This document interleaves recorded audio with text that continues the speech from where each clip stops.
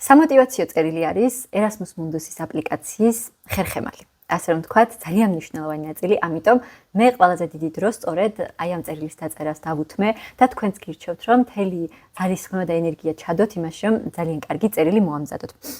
პირველ რიგში გეტყვით, რომ თითოეულ პროგრამას აქვს სხვადასხვა ლიმიტი, სიტყვების ლიმიტი, ჩემსაც ჰქონდა 750 სიტყვა, რაც ნიშნავს იმას, რომ ძალიან ლაკონურად და მოკლედ უნდა ჩამომეყალიბებინა ჩემი სათქმელი, ხო? ასევე ტექნიკურადაც ძალიან დიდი ყურადღება მიაქციეთ იმას, რომ თქვათ, შრიფტი, ფონტი შეესაბამებოდეს მოთხოვნის სტანდარტებს, ძალიან არ გადააჭარბოთ სიტყვების რაოდენობას, ანუ შემფასებლის დროს პატივი რომ სცეთ, ნუ ცხადია იმას, რომ რაღაცა ისინი არ გაგიპაროთ გრამატიკული და ორთოგრაფიული შეცდომები და ასე შემდეგ, ხო? მაგრამ მაინც ყველაზე მთავარი, რაც აი ამ წერილმა უნდა თქვას, არის ის, თუ რატომ ხართ მოტივირებული, რომ ამ პროგრამის წევრი გახდეთ, რისი მიღების სურვილი გაქვთ, რისი მიღების მოლოდინი გაქვთ. ნუ ეს პირდაპირ ჩემი სამოტივაციო წერილის მოთხოვნაც იყო, რომ ამ კითხვებზე გამეცა პასუხი. ასევე ის თუ როგორ უკავშირდება აი ამ თქვენი სასურველი პროგრამის აკადემიური ამოცანები, თქვენს აკადემიურ ბიოგრაფიას, თქვენს საბაკალავრო პროგრამას და თქვენს სამომავლო გეგმებს და ასე უნდა დააკონკრეტოთ მოტივაცია, მაგალითად ჩემ შემთხვევაში თუ რატომ ავირჩიე მეორე სემესტრში კორდოვას უნივერსიტეტში სწავლა. ნუ კიდევ ერთხელ ვამბობ, რომ შეიძლება სხვადასხვა მოთხოვნები, სხვადასხვა კონკრეტული მოთხოვნები ჰქონდეთ, თუმცა ყველა წერილმა უნდა უპასუხოს დაახლოებით აი ამ კითხვებს. სამოტივაციო წერილი არ არის CV. ნუ იმაზეც უკვე ვისაუბრე, რომ CV-ც არ უნდა იყოს მშრალი და უნდა იყოს შედეგებზე ორიენტირებული, მაგრამ სამოტივაციო წერილში უნდა იყოს ძალიან თავისუფლები, ძალიან შემოქმედებითი და ძალიან ადამიანურები. ანუ აქ არ აქვს მნიშვნელობა, რომ აი ეს გავაკეთე. ანუ აქ მთლიანად უნდა მოჰყვეთ ამბავი, თქვენ ვინახართ, თქვენ აი რა პიროვნული განვითარების გზა გაიარეთ, აკადემიური გზა გაიარეთ და ასე შემდეგ და გთხოვთ იყავით ძალიან შემოქმედებითები, ძალიან ავთენტურები და გამოიყენეთ თქვენი ინგლისურად ამას ქვია unfair disadvantage, ანუ ისეთი რაღაცა უპირატესობა, რაც თქვენ გაქვთ და სხვებს არ აქვთ, რასაც ვერც ხელოვნური ინტელექტი ვერ გაიმეორებს, რომ მოიგონოს და ვერც მოკლედ სხვა ადამიანი ვერ გადააკოპირებს თქვენგან, ანუ თქვენი უნიკალური გზა, თქვენი უნიკალური ხმა და გამოცდილება. ძალიან გთხოვთ ამას კარგად მიაქციეთ ყურადღება, რომ გამორჩეული სამოტივაციო წერილი დაწეროთ. მე მაგალითად გირჩევთ და ჩემი აზრით კარგი პრაქტიკაც არის, რომ შესავალში მოჰყვეთ რაღაცა ისტორია, აი რაღაცა კვანძი შეგვიკრათ, იმასთან დაკავშირებით, რომ რატომ გადაწყვიტეთ ამ პროგრამაზე გაგზავნა, ზოგადად ამ თემის მიმართ ინტერესი რა მაგიძრათ, შეიძლება რაღაცა მოვლენა მოხდა, შეიძლება რაღაცა არ ვიცი, რაღაცნაირად ესე რომ ვთქვათ ჟარგონულად, რომ შეაბათ მკითხველი, ანუ რომ ბოლომდე, ნუ ისინი აუცილებლად ბოლომდე წაიკითხავენ თქვენ ნაშრომს, მაგრამ აი მაინც რაღაცნაირად საინტერესო ის რომ იყოს რა შესავალი. მე მაგალითად მქონდა ჩემი დიალოგი ჩემს ბებოსთან, რომელსაც გამიღვიძა რელიგიისადმი ინტერესი და მე უკვე მთელი აი 750 სიტყვაში მოყის განვითარება თუ რელიგიამ რა როლი ითამაშა ჩემი იდენტობის ჩამოყალიბებაში, თქვათ რელიგიურმა მრავალფეროვნებამ, ჩემს სამოქალაქო მუშაობაში, ინტერრელიგიურმა დიალოგმა, იმას, რასაც მე ვაკეთებდი პროფესიულად და ასე შემდეგ. ანუ აი ამას მივაბი და რა თქმა უნდა, აი ყველა კითხვას პასუხი უნდა გასცეთ, თუმცა გადასვლები არ უნდა იყოს ხელოვნური, არამედ ძალიან ბუნებრივად უნდა მიჰყვეს თქვენი ცხოვრების დიდ გადაწყვეტილებებს და ასე რომ ვთქვათ, იმ ამბებს, რომლებმაც აქამდე მოგიყვანათ დღეს სადაც ხართ, ხო? ყველაზე მთავარი, რაც ჩემი აზრით, რასაც უნდა გასცეთ პასუხი არის, რომ რატომ აირჩიეთ აი ეს პროგრამა, ანუ იმ კატალოგში ხომ ძალიან ბევრი პროგრამებია და კონკრეტულად ეს პროგრამა რატომ აირჩიეთ? აქ მე რასაც გირჩევთ არის ის, რომ კიდევ ერთხელ პროგრამის ბუნება თუ კარგად იცით, მიხვდებით. მე მაგალითად ეს პროგრამა იმიტომ ავირჩიე, რომ იყო ინტერდისციპლინური და მე მქონდა უკვე იმის დასაბუთება, თუ რატომ მინდოდა ინტერდისციპლინური პროგრამა. მინდოდა რომ რელიგია მესწავლა არა მხოლოდ თეოლოგიური, არამედ ანთროპოლოგიური, ისტორიული, ფსიქოლოგიური, ასე ვთქვათ, სხვადასხვა პერსპექტივით, ხო? ანუ ინტერდისციპლინური პროგრამა მინდოდა და ასევე მინდოდა კვლევითი პროგრამა. და აი ამ პროგრამას ჰქონდა ეს ორივე კომპონენტი. ამიტომ ავირჩიე ეს პროგრამა.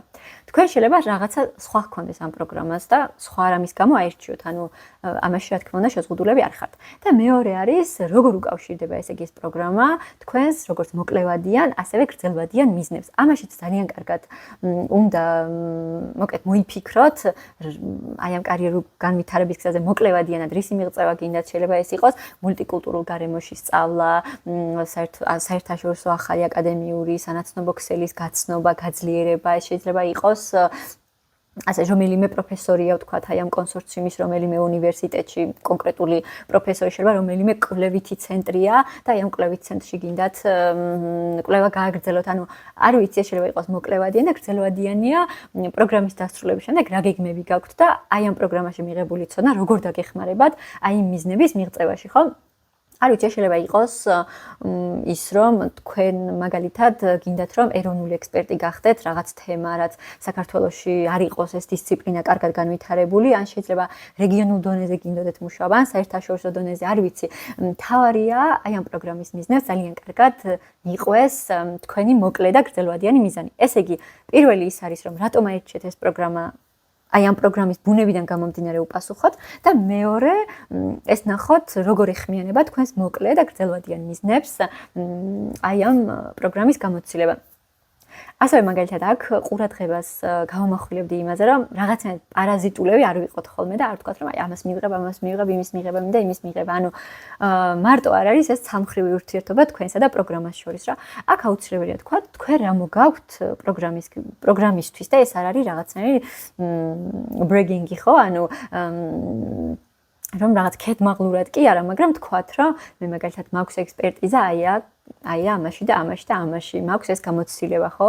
დავაგროვე ეს რაღაც პერსპექტივა მაქვს უნიკალური ჩვენი ადგილობრივი ეროვნული თუ რეგიონული კონტექსტიდან გამომდინარე და შესაბამისად აი ეს მომაქვს. აი ესეც ნახონ, რომ რაღაცნაირად რა თქმა უნდა თანაბარ დონეზე არა ვართ ჩვენ რასაც ვთავაზობთ და პროგრამა რასაც ვთავაზობს, მაგრამ ეს ორ მხრივება რომ დაინახონ, ჩემი აზრით ძალიან კარგი ის არის, ძალიან კარგი იქნება.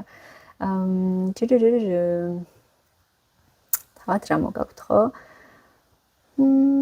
ეხლა მე მაგალითად გეტყვით, როგორ ჩემი აკადემიურის, როგორ მივაბი, როგორც უკვე გითხარით, ნაციონალიზმის კვლევები, გენდერი და რელიგია იყო ჩემი, ასე ვთქვათ, ბაკალავრის შემდეგ ჩემი მთავარი კვლევითი ინტერესი.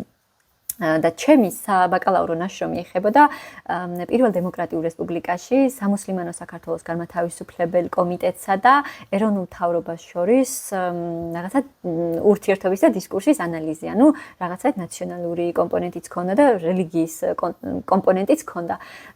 ასევე მე მაგალითად პოლიტიკის მეცნიერებათა სწავლისას რაღაც შესაძლებლობა მქონდა, რომ დავკვირვებოდი რელიგიის კომპონენტს და ფაქტორს საერთაშორისო ურთიერთობებში, მსოფლიო ისტორიაში. ასევე მე მაინორად მქონდა აღებული არაბისტიკა და იქაც მქონდა შესაძლებლობა დავკვირვებოდი რელიგიის ფაქტორს, შუა აღმოსავლეთის ქვეყნების პოლიტიკას, ეკონომიკას, ცივილიზაციას და ასე შემდეგ, ხო? თუმცა ეგ არის ის, რომ ანუ რაღაცნაირად აჩვენე, რომ არის რაღაც, რაც ვიცი ამ თემაზე. აქედან გამომდინარე, თუმცა არის რაღაც, რაც არ ვიცი, ხო? და მინდა აი ამ კუთხით ცოდნის გაფართოება, გაღრმავება, დაშენება და ასე შემდეგ. აი ეს ბმა არის ძალიან მნიშვნელოვანი ჩემი აზრით. ოღონდ იმ შემთხვევაში თუ რაღაცნაირად იმავე მიმართულებით აგრძელებთ, მე მაინც სოციალურ მეცნიერებებში დავრჩი.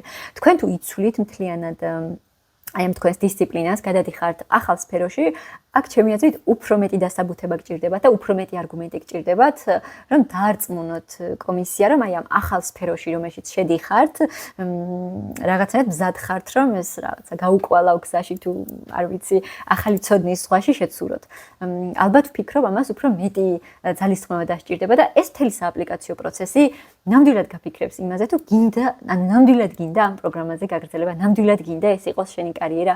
თან ეხა იმდენად შეცვლილია სამუშაო ბაზარი მართლა არა მხოლოდ საქართველოში, არამედ მთელ მსოფლიოში, რომ აი ისეთ რაღაცებზე დაგაფიქრებთ ეს სააპლიკაციო პროცესი, რომ შეიძლება რა ვიცი, სააპლიკაციო პროცესის ბოლოს თქვათ, რომ იცი რა მე მგონი არ მინდა ამ პროგრამაზე გაგზავნა და ასე შემდეგ. და მოკლედ ესეც კარგად უნდა დაასაბუთოთ თუ იცვლით კარიერას, ხო? ერთი კარგი ის იქნება, რომ აი ამ კონსორციუმის პირველ დედა უნივერსიტეტში გინდა თუ არ გინდათ, მაინც მოგიწევთ წასვლა, მაგრამ აქაც რომ რაღაცნაირად 1-2 სიტყვით ახსენოთ ამ ქვეყანას თუ ჰქონდა თქვენთვის მნიშვნელობა, როცა პროგრამას არჩევდით, ან ამ ქალაქს, ან ამ უნივერსიტეტს, ეგეც კარგი იქნებოდა. ჩემთვის მნიშვნელოვანი იყო, რომ რელიგიური მრავალფეროვნება მესწავლა სეკულარულ ქვეყანაში. და ნიდერლანდების შესანიშნავი შესაძლებლობა იყო, თან ნიდერლანდებს ჰქონდა გამოცდილება რელიგიური ნიადაგზე საზოგადოების გახლეჩის, შემდეგ კონსოლიდაციის და ჩემთვის ეს იყო ძალიან საინტერესო, ხო? შეიძლება თქვენთვის რაღაც ქალაქი იყოს. აი მაგალითად კორდოვას შემთხვევაში მე ანდალუსიაში სწავლა, იმიტომ ავირჩიე რომ რელიგიური მრავალფეროვნების იბერიული მოდელი ძალიან რელევანტური იყო ჩემი კვლევისთვის და შესაბამისად იქ ყველაფერი, ანუ არქიტექტურა, მუზეუმები, სახალხო კულტურა, ანუ პოპულარული კულტურა, არქივები, ანუ ყველანაირად მქონდა კარგი შესაძლებლობა და დიდარი შესაძლებლობა, რომ აი ამ ისტორიულ გამოცდილებას დავკვირვებოდი და აი ესეთ პატარა ნიუანსებზეც თუ გააკეთებთ აქცენტს, იქნება ძალიან კარგი. კიდე არის ის, რომ სამოტივაციო წერილი უკვე ვთქვი, რომ ძალიან ადამიანურია და ძალიან შემოქმედებითია და არ შეიზღუდოთ თავი მხოლოდ აკადემიური და პროფესიული გამოცდილებით. ანუ ამის მიღმაც ვინ ხართ, შეიძლება რაღაცა საინტერესო ჰობი გაქვთ, რაღაცას ისე აკეთებთ, რომელიმე ასოციაციის წევრი ხართ, კლუბის წევრი ხართ. აი ჩანდეს აქაც თუ რა სოციალურ, ეკონომიკურ, პოლიტიკურ საკითხებზე შეგტკივათ გული, რის ადვოკატირებას აკეთებთ. ან შეიძლება ადვოკატირებას არ აკეთებთ და რაღაცნაირად, არ ვიცი, ვინ ხართ აუდიტორიის მიღმა, ესეც რომ ნახოს, კითხულმა იქნებოდა ძალიან კარგი. და კიდევ კარგი იქნება, როცა მაგალითად საკუთარ თავზე საუბრობთ და საუბრობთ ზეცართავებით, რომ აი მაგალითად ეს უნარი მაქვს, ის უნარი მაქვს, შრომის მოყვარეობა, დისციპლინა, ამაზე მაგალითი აუცილებლად უნდა მოიყვანოთ. არც ერთი ზეცართავის სახელი დასაბუთების გარეშე არ უწოდოთ თქვენ თავს და ამაზე სარეკომენდაციო წერილშიც გეტყვით, რომ არც რეკომენდატორმა არ უნდა ისროლოს ხოლმე ესეთ უხვად ზეცართავის სახელები მაგალითების გარეშე.